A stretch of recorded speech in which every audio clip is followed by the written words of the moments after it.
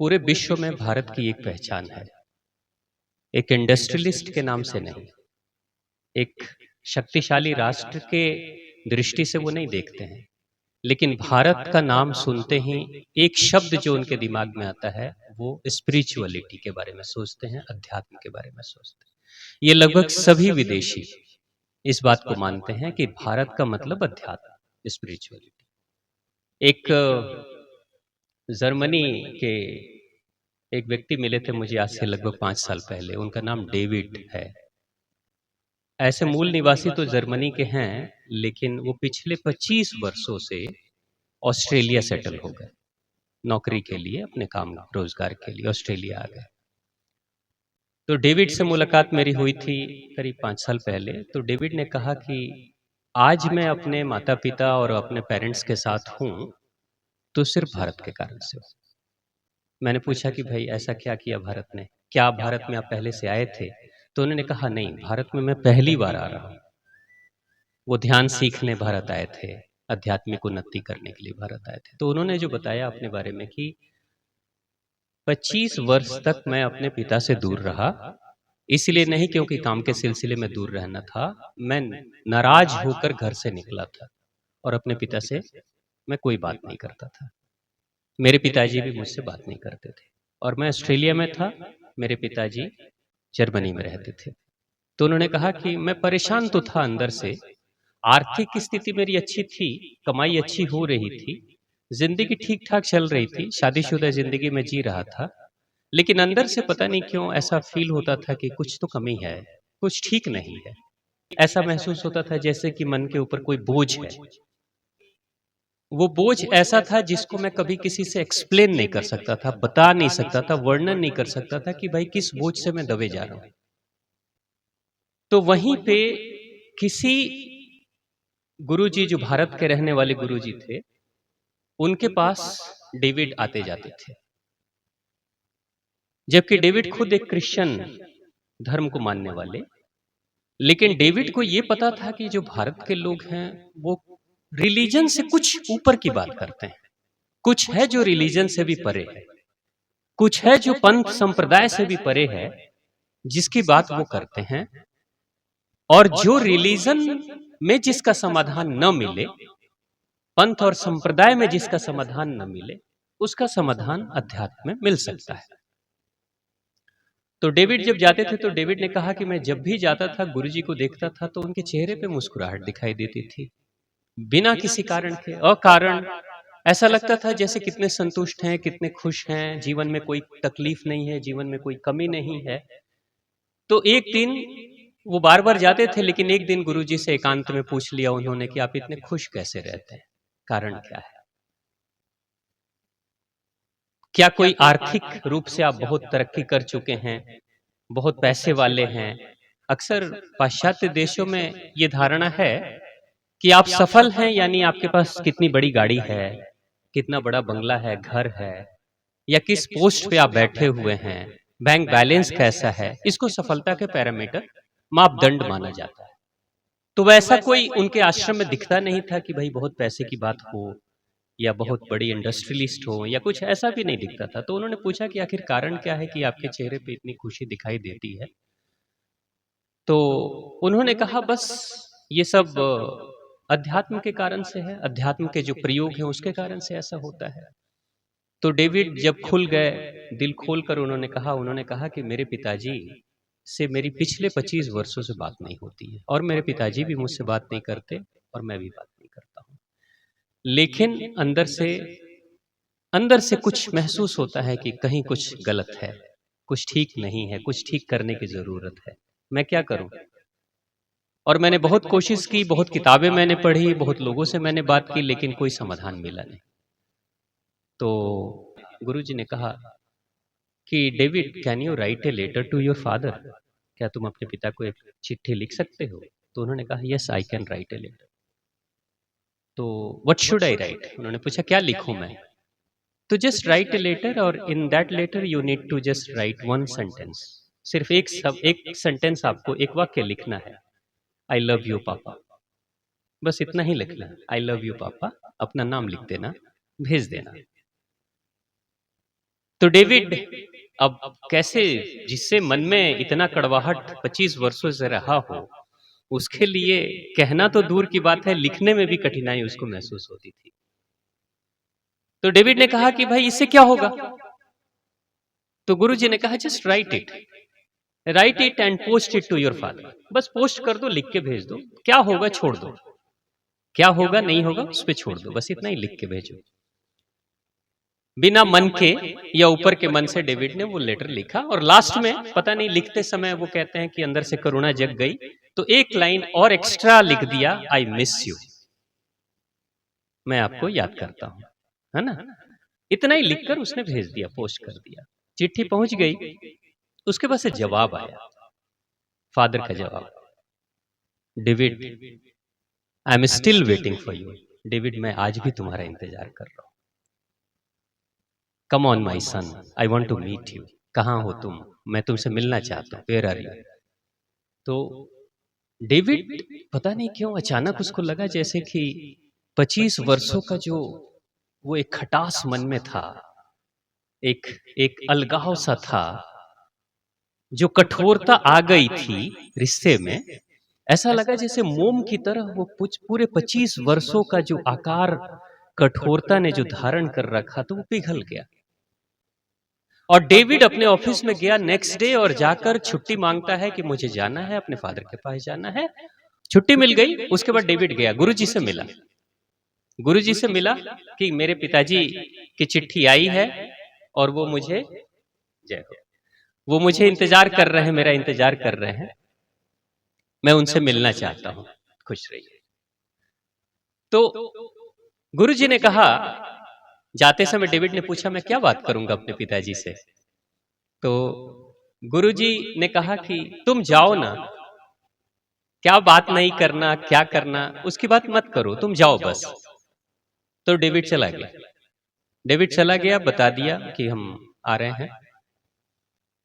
जब वो गया अपने शहर में और उस कॉलोनी में, उस मोहल्ले में जब वो पहुंचा, कुछ दूरी पे जो पब्लिक गाड़ियां थी उसको छोड़कर जब वो आगे की तरफ पैदल चला, तो जब अपने घर के सामने पहुंचा तो पता नहीं क्यों पिताजी जो बुजुर्ग थे वो दरवाजे पे ही गेट खोलकर खड़े थे, गेट खोलकर दरवाजे पे खड़े थे। डेविड जा रहा था, पहचान नहीं पाया, 25 सालों के बाद बुजुर्ग हो गए हैं, शरीर में जो शक्ति पहले थी उससे थोड़ी कमजोर शक्ति हो गई है। सामने जब करीब गया तो पहचान तो लिया, मेरे पिताजी खड़े हैं, लेकिन सोचा क्या बोलूंगा, है ना। जब करीब गया, पास में गया, तो डेविड के पिताजी अपने दोनों हाथों को फैलाकर और बस इंतजार कर रहे थे तुम आ जाओ। और वो जब पास में आए तो पिताजी भी कुछ नहीं बोले, डेविड भी कुछ नहीं बोले, दोनों रोने लगे और गले से लग गए। गले से लगे, दोनों इतना रोए कि पूरे 25 वर्षों का जो कड़वाहट था, जो दूरी थी, वो एक बार में ही सारी दूरियां मिट गईं, सारे गैप पिघल गए, सब कुछ खत्म। दोनों खड़े होकर उस दरवाजे पे ही खड़े होकर लगभग कुछ मिनटों तक रोते रहे, गले लगाकर। उसके बाद पिताजी उसको पकड़कर कमर में हाथ डालकर और कहते हैं आजा बेटा। उसको बुलाकर ले जाते हैं, सोफे पे बिठाते हैं, दोनों एक दूसरे को देखते हैं, रोते हैं और कोई बात नहीं कर पाते कि क्या बात करें।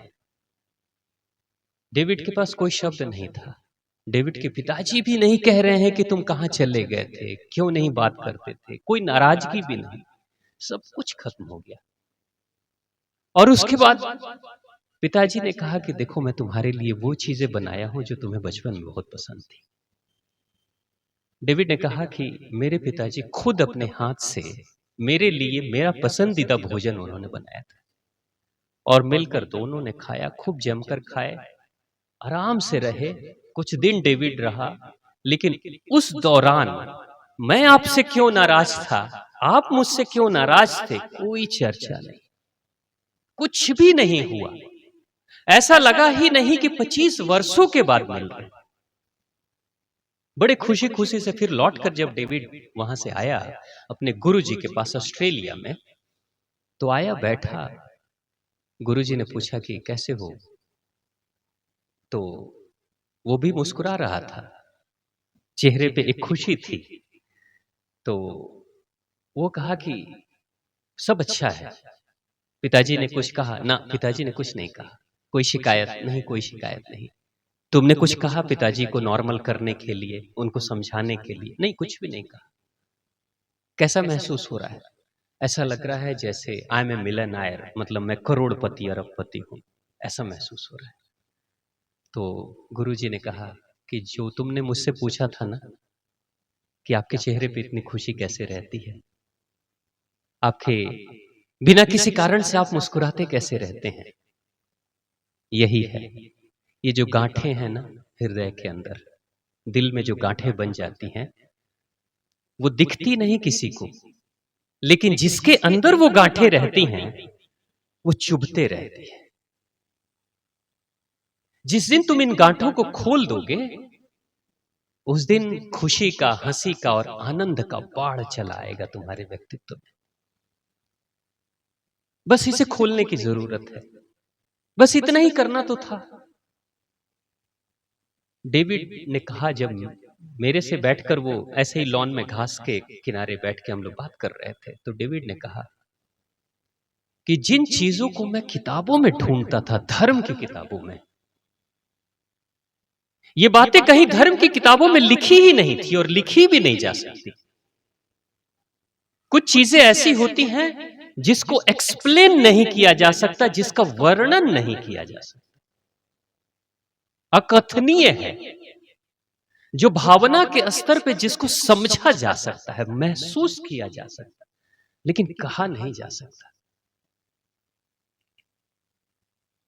बोला कि उस गुरु जी से मिलने के बाद मुझे महसूस हुआ कि रिलीजन की बातें जो हैं वो बहुत ऊपर के स्तर पे है, यानी सतही है, लेकिन रिलीजन से बहुत गहराई में नीचे जब उतरेंगे, गहरे तलों में, तो सच्चे धर्म, सनातन धर्म या अध्यात्म से परिचय हो पाता है। तो डेविड ने मुझसे पूछा कि आखिर ऐसा क्यों होता है कि हम उस स्तर पे समझ नहीं पाते। मैंने सिंपली एक ही बात कही कि देखो, हम सोचते हैं यहां से, प्रत्येक व्यक्ति तो दिमाग से ही सोचता है ना, और दिमाग से ही तर्क कुतर्क करता है, लाभ हानि, लॉस प्रॉफिट, उसने ये कहा, उसने वो कहा, मुझे ये करना है, मुझे ये नहीं करना है, ये सारे कैलकुलेशन यहां होते हैं। लेकिन इस स्तर पे जो रहता है, वो किसी से मिलता है, किसी से दूर भी जाता है, लेकिन पूरी तरीके से जुड़ नहीं पाता है, क्योंकि ये स्तर जोड़ने वाला नहीं है, ये स्तर तोड़ सकता है। जोड़ने का स्तर तो यहां है, हृदय में, दिल पे। इंसान अपने ऊपर से इस स्तर से नीचे उतर नहीं पाता, इसलिए किसी से मिल नहीं पाता। संबंध तो कायम हृदय से होता है ना।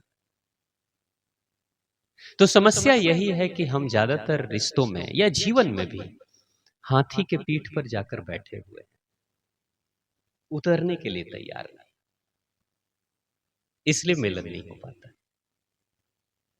तो उस एक गुरु जी से के मिलने मात्र से उसके प्रति, उसके मन में एक ऐसी जिज्ञासा जगी कि भारत का कोई संत, इतना साधारण सा संत, मेरी 25 वर्षों की समस्या को कुछ मिनटों में हल कर सकता है, तो आखिर वो धरती कैसी होगी जहां ऐसे संत उत्पन्न होते हैं। उसके अंदर ये इच्छा जगी, और तब जाकर अपने पिताजी से मिलने के बाद, गुरुजी से मिलने के बाद 5 वर्षों के बाद वो भारत आया। सिर्फ भारत को देखने आया, भारत की मिट्टी को महसूस करने आया, यहां की हवाओं में सांस लेने आया कि कुछ तो है उस वातावरण में जिसके कारण से लोग कुछ बड़े सरल होते हैं और सुलझे हुए होते हैं। तो जो भारत की पहचान है विदेशों में, वो अध्यात्म से बहुत गहरा पहचान है। भारत का मतलब अध्यात्म का केंद्र।